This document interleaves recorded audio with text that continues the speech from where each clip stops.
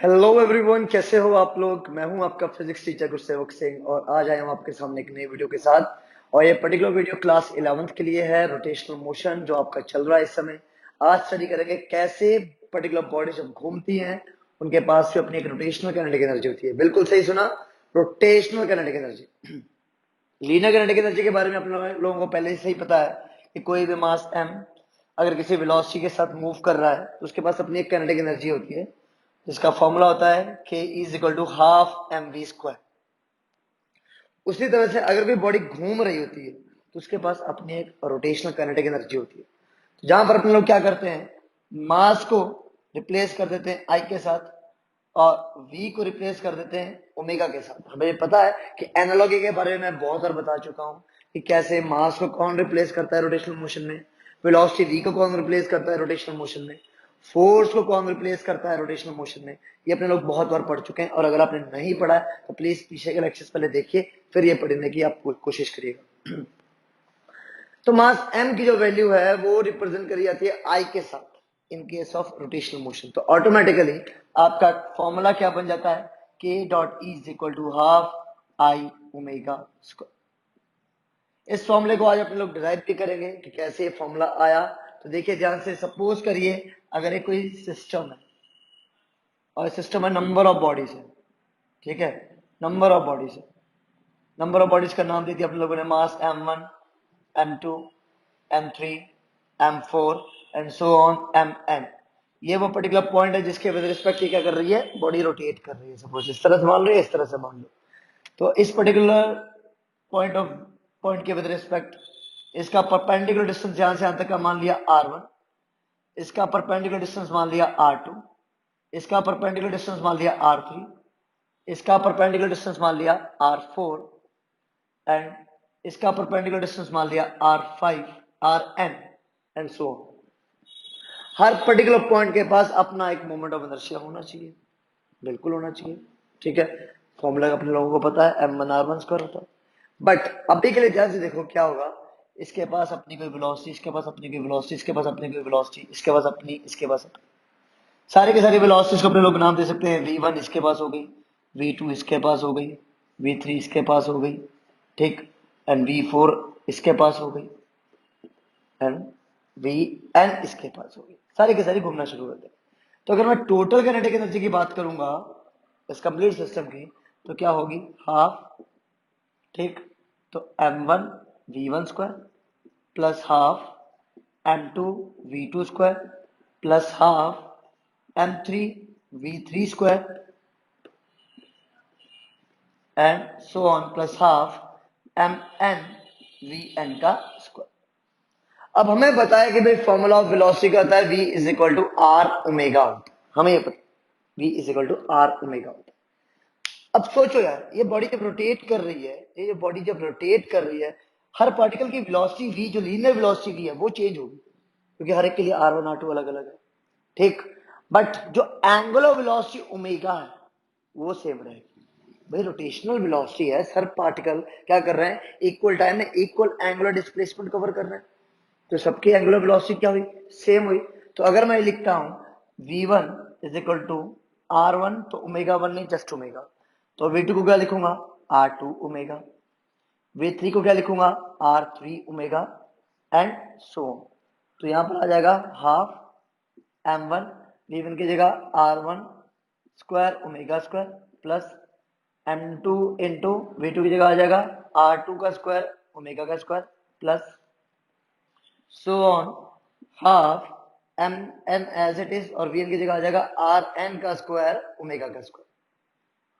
Clear यहां तक। अब यहां से क्या करिए, हाफ और ओमेगा स्क्वायर को ले लीजिए कॉमन, बाहर आ गया तो बचा क्या, m1r1² plus m2r2² plus so on plus mn का स्क्वायर। अपने लोगों ने मोमेंट ऑफ इनर्शिया के बारे में ऑलरेडी स्टडी करा हुआ है कि अगर एक पार्टिकल है उसका moment of inertia mr², body के पास अगर दो पार्टिकल्स हैं तो उनका मोमेंट ऑफ इनर्शिया ऐड कर दिया जाता है m1r1² plus m2r2²। Number of n particles हैं तो सबका मोमेंट ऑफ इनर्शिया आपने ऐड करना है, क्यों, क्योंकि एक स्केलर क्वांटिटी होती है, आप डायरेक्टली ऐड कर सकती है। तो वही सेम चीज मुझे यहाँ पर भी दिख रही है कि अगर इस कंप्लीट सिस्टम का मोमेंट ऑफ इनर्शिया मुझे चाहिए तो मुझे हर पार्टिकल के मोमेंट ऑफ इनर्शिया को ऐड करना पड़ेगा। तो ऐड करने के बाद मुझे क्या मिलता है, total moment of inertia, that is m1 r1 square plus m2 r2 square and plus so on mn rn का स्क्वायर। इसको यहाँ पुट करूंगा तो टोटल काइनेटिक एनर्जी की वैल्यू कितनी आ जाती है, हाफ आई ओमेगा स्क्वायर। तो मैंने क्या बोला था आपको कि इस फॉर्मूले को अपने लोग इसमें रिप्लेस कर देंगे, इसमें कन्वर्ट कर देंगे, तो दिस इज द डेरिवेशन। ये आपका प्रूफ हो गया इसका। नोट डाउन कर लीजिए जल्दी से, पॉज करिए वीडियो को और इसको नोट डाउन करिए। अब अगला जो डेरिवेशन है वो भी इंपॉर्टेंट है भाई, उसको भी ध्यान में रखना, वर्क डन के ऊपर है वो, ठीक है। तो अपने लोग यार लीनियर मोशन के वर्क डन के बारे में तो अच्छे से जानते हैं कि अगर फोर्स गिवन हो और बॉडी के अंदर कोई भी डिस्प्लेसमेंट होगा तो ऑटोमेटिकली अपने लोग कहते हैं वहां पर कुछ ना कुछ अमाउंट ऑफ वर्क डन हुआ है। जैसे कि टॉपिक का नाम वर्क डन बाय टॉर्क कितना होगा। तो ध्यान दो भाई, अगर मैं फोर्स की बात करूं तो d W is equal to क्या लिखा जाता है, F d s. Total amount of work done की बात करूं तो क्या हो जाता है, integration of F d s. यही होता है ना। In case of rotational motion ये क्या बन जाता है भाई, फोर्स का रिप्लेसमेंट टॉर्क और एस का रिप्लेसमेंट थीटा। तो ये W is equal to integration of tau D theta हो जाएगा भाई। अब इसको इसमें कन्वर्ट भी करना है, ठीक। तो कन्वर्ट करने का तरीका क्या है उस पर ध्यान दे थोड़ा सा। मैंने फिर से एक बॉडी कंसीडर कर ली, मैंने फिर से एक बॉडी कंसीडर कर ली, और ये वो एक्सेस जिसके विद रिस्पेक्ट वो क्या करेगा, रोटेट करेगा, ठीक। अब मैं कोई पॉइंट कंसीडर कर रहा हूं जिसके ऊपर मैंने कोई फोर्स लगाया होगा, कोई फोर्स एफ लगाया किसी एंगल पर, ठीक है। अब ये हो गया उसका रेडियस आर, जिसके विद रिस्पेक्ट आपने उसको क्या करा, रोटेट करा। रोटेट करा तो समथिंग इतना उसने सपोज एंगल कवर कर लिया, ये एंगल कवर कर लिया यहां से यहां तक का, जिसको मैंने नाम दे दिया कितना, डी थीटा। कितना नाम दे दिया, एंगल वो छोटा सा एंगल है डी थीटा। अगर एक छोटा सा angle D theta cover up करा और विद रिस्पेक्ट टू ये आपका डिस्प्लेसमेंट, लीनियर डिस्प्लेसमेंट जो कवर करा होगा इस पार्टिकल ने उस मोशन के दौरान, वो हो गया डीएस। और उसके विद रिस्पेक्ट फोर्स ने एक एंगल बना रखा है क्या, अल्फा। ध्यान से देखो, अगर ये डीएस डिस्प्लेसमेंट उस पार्टिकल का जो यहां से यहां तक गया और ये वो फोर्स है एफ, तो ऑटोमेटिकली डीएस ने एफ के साथ एक एंगल बना रखा है अल्फा। तो यार वर्क डन का तो फॉर्मूला अगर मैं पार्टिकल के पॉइंट ऑफ व्यू देखूं तो d W is equal to F d s cos alpha हो जाना चाहिए था। क्यों, डिस्प्लेसमेंट ऑफ फोर्स के बीच का फॉर्मूला होता है ना। डिस्प्लेसमेंट ऑफ फोर्स के बीच का जो फॉर्मूला होता है वर्क डन निकालने के लिए क्या होता है, F S cos theta. F S cos theta, theta is the angle between displacement and force. तो डिस्प्लेसमेंट ये, फोर्स ये, एंगल कितना लगा, अल्फा, तो ये उसके बीच का फॉर्मूला बन जाता है, ठीक। बट अगर आप इसका रेजोल्यूशन करके देखो तो ध्यान से देखो, एक ये कंपोनेंट होगा, एक सामने वाला कंपोनेंट होगा। तो भाई जिसके साथ एंगल बना है वो एफ कॉस अल्फा हो गया, और जिसके साथ एंगल नहीं बना है वो एफ साइन अल्फा हो जाएगा, हाँ या ना, बिल्कुल। तो भाई यहाँ पर मुझे कौन सा फोर्स चाहिए होगा, फिर मुझे यहाँ पर परपेंडिकुलर फोर्स चाहिए होगा। इसका मतलब जो काम कर रहा है, जो कि आपका यहाँ पर क्या है, एफ कॉस अल्फा।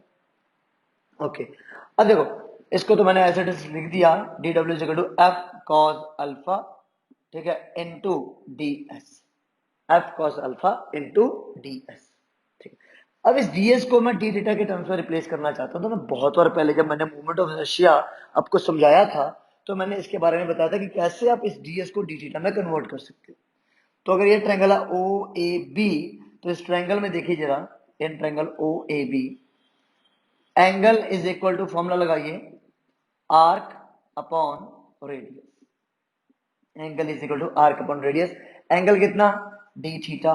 आर्क कितनी है, आर्क आर्क आपके पास डीएस अपॉन रेडियस माना हुआ है स्मॉल आर, तो डीएस इज इक्वल टू क्या बन जाता है, आर डी थीटा।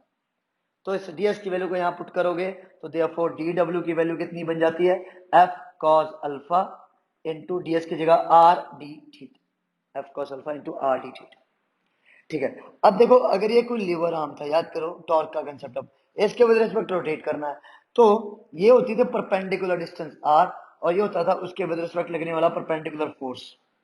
तो यहां पर वो परपेंडिकुलर फोर्स क्या है, एफ कॉस अल्फा है। यहां पर वो परपेंडिकुलर फोर्स क्या है, एफ कॉस अल्फा, और यहां पर क्या है, आर। तो हमें टॉर्क का फॉर्मूला तो पता ही है भाई, क्या होता है परपेंडिकुलर फोर्स इनटू डिस्टेंस, वो लीवर आर्म, तो एफ परपेंडिकुलर इनटू आर, तो ये क्या है, ये एफ परपेंडिकुलर फोर्स ही तो है, और ये आपके पास आर हो गया, वो डिस्टेंस की बात कर रहे हैं, परपेंडिकुलर डिस्टेंस। तो भाई फोर्स इनटू डिस्टेंस क्या होता है, आपका जो परपेंडिकुलर डिस्टेंस है वो क्या है, टॉर्क, तो d W is equal to what it becomes tau D theta, बन गया वही। तो अगर टोटल फोर्स की बात करेंगे तो इंटीग्रेट करेंगे तो W will be equal to tau आ गया बाहर, integration of D theta. Clear होगी बात, तो ये आपने वो फॉर्मूला भी डिराइव कर दिया, चेक करो जल्दी से एक बार। ठीक है, अब करते हैं कुछ थोड़े थोड़े से पहले लेवल थोड़ा सा नीचे लेके चलेंगे क्वेश्चंस का, चिंता मत करना, एकदम से लेवल नहीं बढ़ाऊंगा, ताकि आप शुरू के क्वेश्चन तो पहली बात खुद सॉल्व करने की कोशिश करना, अगर नहीं आए तो कोई बात नहीं, मैं इनका सोल्यूशन साथ में साथ करवाता रहूंगा, ठीक है, घबराना मत बिल्कुल भी, जो डर गया सो मर गया, तो डरना नहीं है, okay, stick to the plan, stick to your studies, बहुत काम आने वाली है ये। अब देखो भाई क्या है, दो रिंग है, या तो प्लेट्स कुछ भी मान लो आप, और एक रॉड के साथ अटैच है, एक रॉड के साथ अटैच है, ठीक है, और इन दो रिंग्स का मास दे रखा है सपोज एम ये और एम ये, और उनके रेडियस है अपने अपने कैपिटल आर और कैपिटल आर, और इनकी जो लेंथ है मान ली जाए वो कैपिटल एल, ठीक।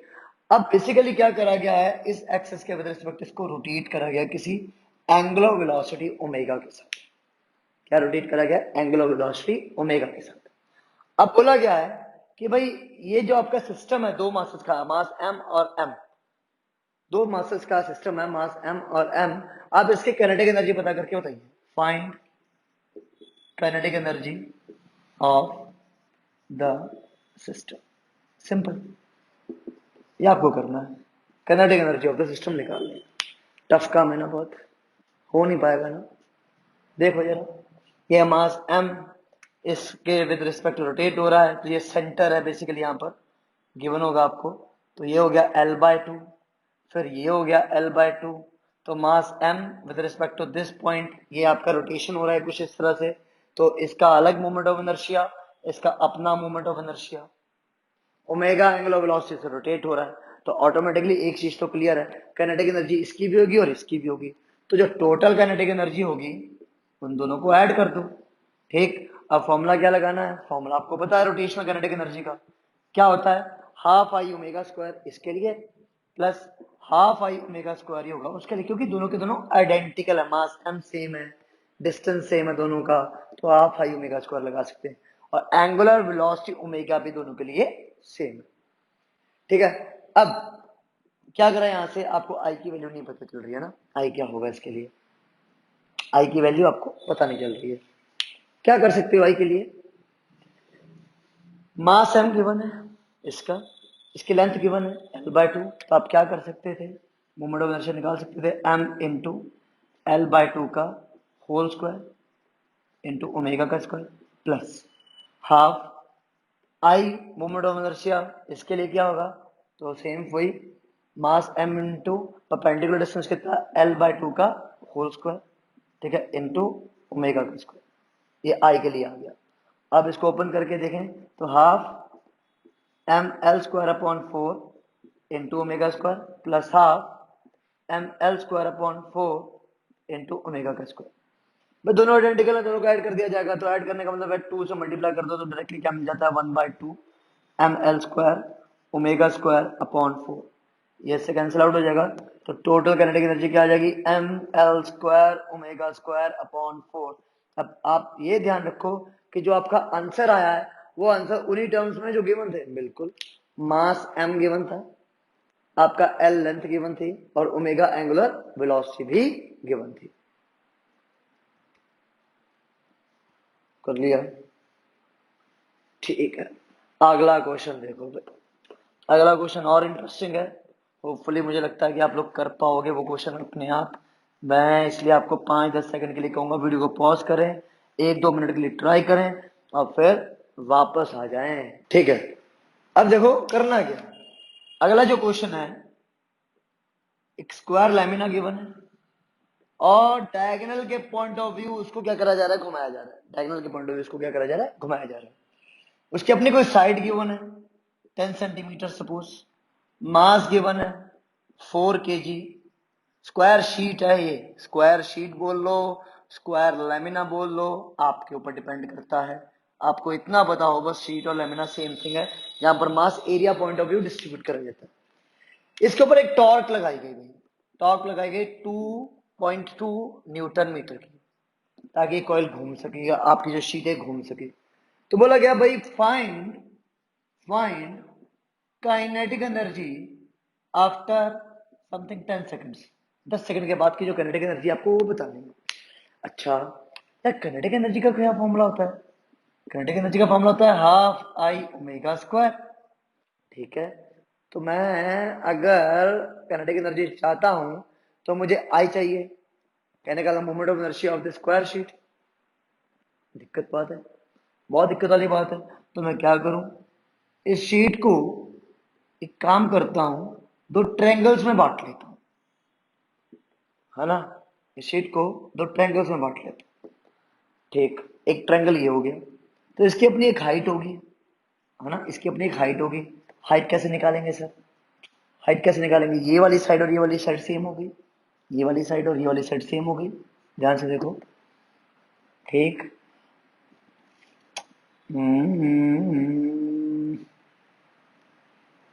हाँ जी, ये साइड सेम होगी, तो आप डायगोनल पहले निकाल लो। तो डायगोनल आपको मिलेगा something under root of a square plus a square से, तो मिलेगा आपको ए रूट 2। ये डायगोनल की कंप्लीट लेंथ है। तो जो हाइट है वो तो डायगोनल का आधा है, तो अगर आपको ये h चाहिए तो h will be what, half of diagonal, that is a root 2 upon 2 becomes what, a by root 2। आपको h मिल गया। अब ये आपके पास एक शीट कैसी है, ट्रायंगुलर शीट है। कैसी शीट है? Triangular sheet. और मैंने ट्रायंगुलर शीट के लिए भी मोमेंट ऑफ इनर्शिया आपको बताया हुआ। तो moment of inertia of a triangular sheet क्या होता है? Formula m h square upon 6। क्या होता है? M h square upon 6। Total mass आपको गिवन है क्या इसका? नहीं गिवन।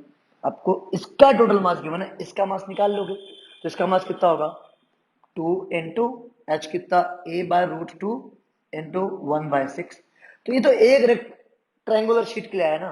तो जो टोटल होगा मोमेंट ऑफ इनर्शिया पूरे स्क्वायर के लिए, उसको और 2 से मल्टीप्लाई करना पड़ेगा, उसको और 2 से मल्टीप्लाई करना पड़ेगा, तो जाके मिलेगा। तो देखो 2 3 जा, तो क्या मिला, 2a अपॉन 3 रूट 2। तो बोला तो root 2a upon 3 will be the total moment of inertia. ये स्क्वायर का टोटल मोमेंट ऑफ इनर्शिया देखा जाए तो आई की वैल्यू आ चुकी है।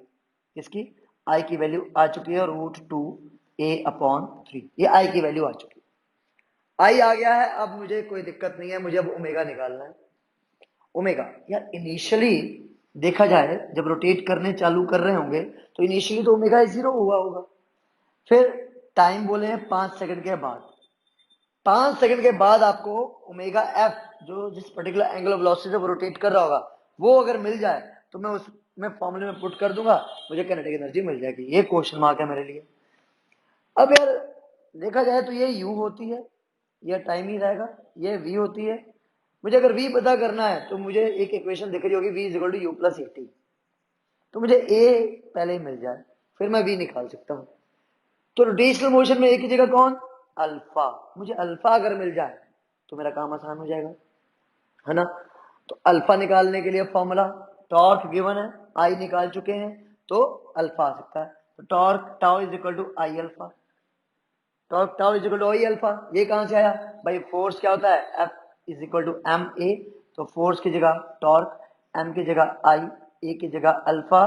फॉर्मूला मैं ऑलरेडी डिराइव करवा चुका हूं, पिछली वीडियो देखिए जल्दी से। टॉर्क आपको गिवन है 0.2, आई की वैल्यू आप निकाल चुके हो रूट 2 अपॉन 3 इंटू ए, और अल्फा आपको यहां से मिल जाएगा। अब ए कितना है, ए भी तो 10 सेंटीमीटर, तो alpha will be equal to 0.2 into 3 upon root 2 into 10 centimetre. तो ये 100 से डिवाइड करा तो अल्फा की वैल्यू आ जाएगी। ठीक है, ये जीरो गया, जीरो से जीरो कैंसिल हो गया, तो 3 रूट 2 क्या आया, 3 root 2 unit radian per second square. Alpha आ चुका है, इसको यहाँ पुट करेंगे अब। तो देखो omega f is equal to omega i plus alpha t omega i 0 plus alpha की वैल्यू 3√2 इंटू टाइम है 5 सेकंड, कितना आएगा 15√2 radian per second is equal to what omega f. Omega f की वैल्यू आ चुकी है, इस ओमेगा को यहाँ पुट करिए जल्दी से और मुझे यार इसका आंसर बताइए कितना आएगा। मैं देख के ग्लैड हो जाऊंगा, खुश हो जाऊंगा अगर आप लोगों ने किसी ने भी इसका आंसर लिखा, एक भी बहुत है मेरे लिए यार। ओमेगा की वैल्यू पुट करेंगे, आई की वैल्यू पुट करेंगे, आंसर आ जाएगा। और वो कितने जूल्स में आया प्लीज आप लोग मेंशन करेंगे। आई की वैल्यू के लिए पहले क्या करना पड़ेगा, यहाँ पर ध्यान से देखो 10 यहाँ पर सेंटीमीटर्स में है, इसको किसमें कन्वर्ट कर लोगे मीटर्स में, तो 10√2 अपॉन 300, तो ये से कैंसिल हो जाएगा, √2 अपॉन 30 ये आएगा आपका केजी मीटर स्क्वायर। तो ये आ गई किसकी वैल्यू आई की। आई आपके पास है, ओमेगा आपके पास है, वैल्यूज को पुट करोगे आंसर आ जाएगा भाई। क्लियर? ओके आगे बढ़े, अगला क्वेश्चन करते हैं। ठीक है अगला क्वेश्चन करते हैं, और भी अच्छा क्वेश्चन है, बहुत अच्छे अच्छे क्वेश्चन हैं अभी बेटा, आगे आने वाले टॉपिक्स भी हैं। कंजर्वेशन ऑफ मोमेंट करेंगे अपने लोग एनर्जी आज। ठीक है जैसे अपने लोगों ने लीनियर मोशन में करा था, तो वैसे ही रोटेशनल मोशन में भी कंजर्वेशन होता है एनर्जी का। ओके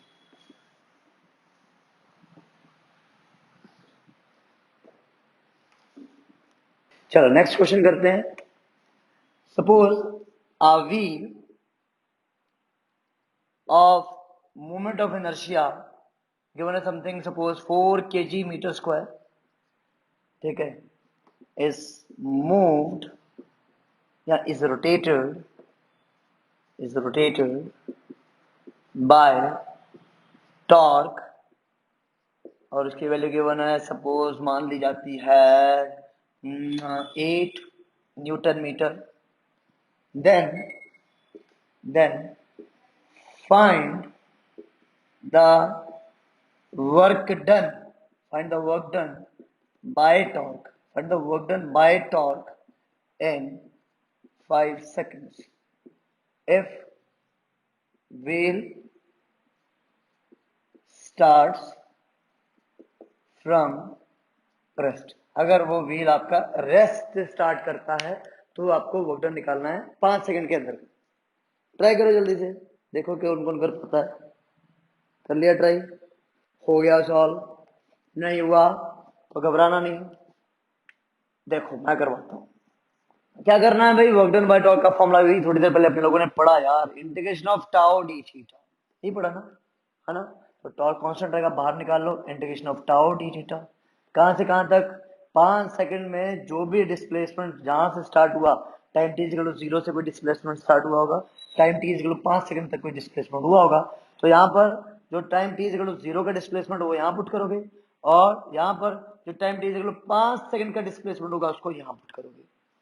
तो कहने का मतलब तो एक क्लियर सी बात है कि थीटा वन की तो वैल्यू 0 होने वाली है, क्योंकि रेस्ट से स्टार्ट हुआ, रेस्ट से स्टार्ट हुआ तो डिस्प्लेसमेंट उस समय 0 ही हुआ होगा, बट 5 सेकंड के बाद कुछ ना कुछ डिस्प्लेसमेंट तो आ गया होगा, है ना। अब यार डिस्प्लेसमेंट निकालने का फॉर्मूला या तो ये यूज कर सकता हूँ omega t plus half alpha t square, और यहाँ पर ये यूज कर सकते हैं omega square minus omega naught square is equal to 2 alpha theta, दोनों में से कोई भी यूज कर सकता हूँ। ठीक, अब इजी क्या लग रहा है, रेस्ट से स्टार्ट हो रहा है तो ओमेगा नॉट तो 0 हो गया, बट अगर मुझे यहाँ थीटा निकालना है तो पहले मुझे ओमेगा निकालना पड़ेगा, है ना। तो यहाँ पर ओमेगा नॉट 0 है, मुझे चाहिए सिर्फ और सिर्फ टाइम और अल्फा की वैल्यू। दिक्कत यहाँ आ जाएगी, अल्फा नहीं पता है, तो अल्फा निकाल सकते हैं कैसे, tau is equal to I alpha से। कैसे भाई, तो टॉर्क का टाउ का वैल्यू कितनी है 8, आई कितना 4, तो अल्फा आ जाएगा कितना, अल्फा की वैल्यू आ गई 2 रेडियन पर सेकंड स्क्वायर, ये अल्फा की वैल्यू आ गई, इसमें पुट करो, तो theta will be equal to omega naught पता नहीं है, पता है 0 है, हाफ अल्फा की वैल्यू 2 हो गई, और 5 का हो गया स्क्वायर, तो कितना मिलेगा, ये से कट गया तो हो गया 25 रेडियंस। थीटा कितना आ गया 25 रेडियंस, तो आप बेसिकली क्या करने वाले हो, थीटा 2 की जगह 25 पुट कर दोगे, तो W will be equal to tau integration of D theta, कहां से कहां तक 0 से 25, तो टाउ की वैल्यू कितनी 8 इंडिकेशन ऑफ डी थीटा कितना, जस्ट थीटा, कहां से कहां तक, 0 से 25, तो क्या मिलेगा 8 into 25 minus 0, that is 25 into 8 कितना आएगा 200 जूल्स। तो जिसका भी आंसर ये आया था उसको कोटि कोटि बधाई, और नहीं आया था तो घबराओ मत, कोई दिक्कत नहीं है। ठीक है, अब एक टॉपिक करते हैं, वर्क एनर्जी थ्योरम। ठीक है, topic is work energy theorem.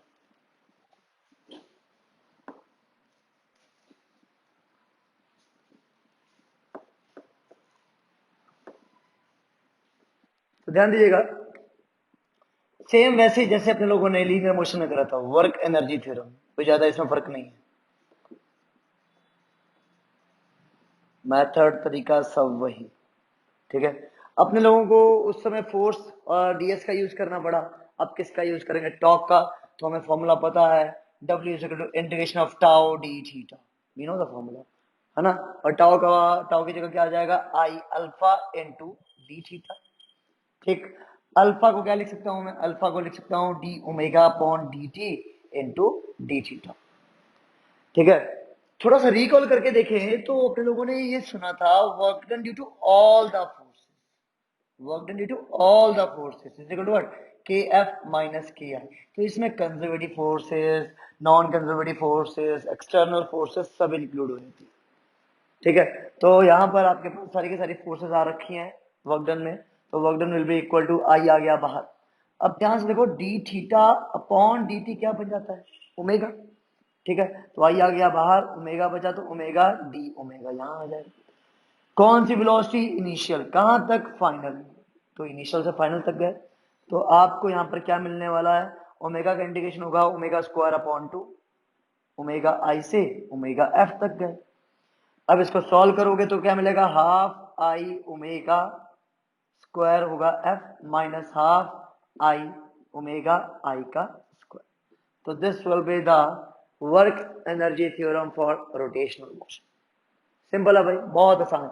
अब इसके बेसिस के ऊपर एक क्वेश्चन देखो भाई, बहुत सिंपल सा क्वेश्चन है कि अब फ्लाईव्हील, एक फ्लाईव्हील है, ये एक फ्लाईव्हील है सपोज, इस एक्सल के विद रिस्पेक्ट, यहाँ पर एक एक्सल लगा, उसके विद रिस्पेक्ट क्या कर रहा है, रोटेट कर रहा है, उसके वजह से क्या कर रहा है, ये रोटेट कर रहा है, was rotating, a flywheel was rotating, उसको रोटेट करवाया जा रहा था विद इनिशियल एंगुलर वेलोसिटी, उसके पास एक इनिशियल एंगुलर वेलोसिटी थी 60 रेडियन पर सेकंड, सपोज मान लेते हैं 60 रेडियन पर सेकंड। ठीक है, और उसका मोमेंट ऑफ इनर्शिया भी गिवन था, it's moment of inertia was something around 5 kg metre square. then find then find क्या निकालना है, find work done due to the friction, अच्छा friction कहाँ, friction between the axle and flywheel, axle and flywheel, so that it comes to rest in 5 minutes. अब जो आपका fly wheel है उसको इनिशियली ये वेलोसिटी प्रोवाइड करवा दी, उसका मूवमेंट ऑफ इनर्शिया था 5 kg मीटर स्क्वायर। अभी एक्सल के रिस्पेक्ट क्या कर रहा है, रोटेट कर रहा है, जब भी घूमेगा वहां पर उसके साथ रगड़ खाएगा, रगड़ेगा तो फ्रिक्शन लगेगा, फ्रिक्शन लगेगा तो वो रुकेगा, तो वो रुकेगा, तो इसका मतलब फ्रिक्शन ने कोई ना कोई काम करा है। तो work done due to friction हुआ है और उसकी हमें वैल्यू निकालनी है। तो इनिशियली ओमेगा गिवन है, फाइनली ओमेगा भी गिवन है, फाइनल ओमेगा भी गिवन है, फाइनल ओमेगा 0 हो गया, initial omega 60 radian per second हो गया। क्या निकालना है, वर्क डन निकालना है भाई, ये ओमेगा है, कंफ्यूज मत होना, ये वर्क डन है। ठीक, 5 मिनट के अंदर अंदर ट्राई करें, ट्राई करें, बहुत इजी क्वेश्चन है, साफ दिख रहा है फॉर्मूला यार, है ना। तो omega will be equal to half I omega F का square minus half I omega I का स्क्वायर। तो प्लीज यार आप लोग खुद करोगे क्वेश्चन, एफ की वैल्यू लगाओगे तो 0 आ जाएगा, ओमेगा आई की वैल्यू लगाओगे तो 60 पुट कर देना, आई की वैल्यू गिवन है दोनों में 5। अब यहाँ पर वर्क डन कैसा आएगा, ऑटोमेटिकली अंडरस्टूड है, नेगेटिव आएगा, क्यों आएगा, क्योंकि अपोजिंग फोर्स है, है ना। और क्या करेगा, चीज को रोकने का काम कर रहा है, अपोजिट डायरेक्शन में लग रहा है, तो इसलिए आपका वहां पर वर्क डन क्या आ रहा है, नेगेटिव आएगा। क्या हमेशा नेगेटिव आएगा है? नहीं भाई, बहुत बार बता चुका हूँ, प्लीज जाइए देखिए पीछे की वीडियोस, आपको समझ में आ जाएगा किन केसेस में फ्रिक्शन आपका पॉजिटिव वर्क डन भी प्रोवाइड करवाता है। क्लियर? ठीक है भाई, थके तो नहीं हो? तो वर्क एनर्जी थ्योरम के ऊपर कुछ ऐसे न्यूमेरिकल्स भी पूछे जा सकते हैं। वर्क एनर्जी थ्योरम के ऊपर तो भाई ऐसे न्यूमेरिकल्स आएंगे, कुछ ज्यादा टफ नहीं आएंगे, हलवे से आएंगे, इजी इजी से। अब बात करते हैं कंजर्वेशन ऑफ एनर्जी। इसकी कंजर्वेशन ऑफ एनर्जी की, कंजर्वेशन कौन सी एनर्जी की, mechanical energy. Conservation of conservation of mechanical energy, इसको बहुत डीप में अपने लोगों ने वर्क एनर्जी थ्योरम के चैप्टर में स्टडी कर लिया था, अच्छे से बताया था, उसमें मैंने कोई कंजूसी नहीं करी थी। ठीक है, ये था कि if in the presence of conservative forces, जब कंजर्वेटिव फोर्सेस अप्लाई होंगी तभी लगेगा। If in the presence of conservative forces, या कह लो कि in the presence of conservative forces, आपकी जो मैकेनिकल एनर्जी का कंजर्वेशन होता है वो कुछ ऐसा होता है, initial potential energy plus final potential kinetic energy, और initial kinetic energy will be equal to final potential energy plus final kinetic energy. तो इनिशियल सारी के सारी mechanical energy final mechanical energy के बराबर होगी। कंडीशंस को ध्यान में क्या रखना है, there should be no external force. ठीक, कोई एक्सटर्नल फोर्स नहीं होनी चाहिए, कोई भी फ्रिक्शनल फोर्स ना हो, बोले तो नॉन कंजर्वेटिव फोर्सेस ना हो। अगर नॉन कंजर्वेटिव फोर्सेस आ गई तो ऊपर वाला फॉर्मूला वैलिड नहीं होगा। ठीक है, अगर एक्सटर्नल फोर्स हैं, अगर बाई चांस एक्सटर्नल फोर्स हैं, तो work done due to external force क्या हो, work done due to external force आपका जीरो हो, शुड बी जीरो। ये चीजों का ध्यान में रखना है। ठीक है, अगर हो बाई चांस एक्सटर्नल फोर्स, तो आप अपने आप दिमाग में रखिएगा कि उनकी वजह से जो वर्क डन हो तो वो जीरो। ठीक है, तो ये आपके पास है मैकेनिकल एनर्जी का कंजर्वेशन। इस फॉर्मूले को ध्यान में रखिएगा, कौन कौन सी कंडीशंस पर लगता है, और इसी के बेसिस पर एक आधा न्यूमेरिकल करके देखते हैं कि कैसा न्यूमेरिकल पूछा जाता है। तो क्वेश्चन देखो कैसा पूछा जा सकता है। सपोज इस एक्सेस पर इसको घुमाया जा रहा है, एक्सेस जब भी क्रॉस हो ना तो ये समझ लेना अंदर की तरफ है, जब भी क्रॉस हो, और ये रॉड को यहां से रिलीज करने वाला हूं मैं, यहां से रिलीज करने वाला हूं सपोज इस एक्सेस से। ठीक, इसको जब भी रिलीज करेंगे, रिलीज करने के बाद समथिंग यहां कभी ना कभी पहुंचेगी, और यहां पर इसकी हमें क्या पता करनी है, ओमेगा की वैल्यू पता करनी है। किसकी वैल्यू पता करनी है, ओमेगा की वैल्यू पता करनी है। नीचे क्यों जाएगा, नीचे अपने मास एमजी की वजह से जाएगा भाई, और किसकी वजह से जाएगा, इसका अपना मास है, इसकी अपनी टोटल लेंथ एल है, तो टोटल लेंथ कितनी हो जाएगी, एल हो जाएगी। और आपको पता क्या करने के लिए कहा गया है, ओमेगा पता करने के लिए कहा गया है। कर सकते हो, किसकी वजह से जाएगा नीचे। तो इसमें बेसिकली क्या लगाना है, due to conservation of mechanical energy, initial potential energy plus initial kinetic energy will be equal to final potential energy plus final kinetic energy. Initial potential energy क्या होगी, तो अगर आप नीचे से कहीं से हट लिए थे तो इसके कहीं ना कहीं पोटेंशियल एनर्जी होती, बट अगर मैं बेस लाइन इसको मान लूं, तो यहां पर अगर ये बेस लाइन मान ली जाए, इसके विद रिस्पेक्ट अगर पोजीशन कहीं और होती है तो वहां पर कुछ ना कुछ पोटेंशियल एनर्जी होगी, बट यहां पर पोटेंशियल एनर्जी क्या हो जाएगी, जीरो, क्योंकि रुकी हुई है भाई बॉडी, वहां पर बॉडी आपकी रुकी हुई है, साथ में साथ बेस लाइन के विद रिस्पेक्ट, जैसे अगर मैं यहां खड़ा हूं, सरफेस पर खड़ा हूं, तो सरफेस के अगर मैं पोटेंशियल एनर्जी जीरो मानूंगा, इसके विद रिस्पेक्ट मैं ऊपर जाऊं या खड्डा करके नीचे चला जाऊं, तो मेरी पोटेंशियल एनर्जी कुछ ना कुछ होगी इस बेस लाइन के विद रिस्पेक्ट। भाई मेरी ये बेस लाइन ये है, तो इसके विद रिस्पेक्ट मेरी पोटेंशियल एनर्जी जीरो, बॉडी रुकी हुई है तो इसकी काइनेटिक एनर्जी भी हो गई जीरो। अब अब आपकी बॉडी फाइनली जब यहां पहुंची, है ना, देखो ध्यान से, यहां पहुंची, इस लाइन पे पहुंची, तो इसकी पोटेंशियल एनर्जी कितनी हो जानी चाहिए, एम जी एल होगी लेंथ, तो एम जी एल, साथ में माइनस का साइन, क्यों माइनस का साइन, नीचे है, ऊपर की तरफ होती पॉजिटिव होती, सही है, नहीं, यह गलत है। क्यों गलत है भाई, बॉडी का हर पार्ट नीचे आ रहा है, तो इस पार्टिकल की पोटेंशियल एनर्जी कुछ और होगी, इसके कुछ और होगी, इसके कुछ और होगी, इसकी कुछ और होगी, इसकी कुछ और होगी, इसकी कुछ और होगी। तो हम किसी एक पॉइंट की लेके चलते हैं हमेशा, वो होता है सेंटर ऑफ मास। तो सेंटर ऑफ मास कहाँ है, जस्ट इसके बीचों बीच, दैट इज L/2, और वो आ गया यहाँ पर कितना डिस्टेंस, L/2, तो हो जाएगा कितनी, L/2, नेगेटिव तो होगा वो नीचे की तरफ, साथ में साथ डिस्टेंस कितना होगा उसका सेंटर मास का, L/2। तो ये आपकी बात हो गई फाइनल पोटेंशियल।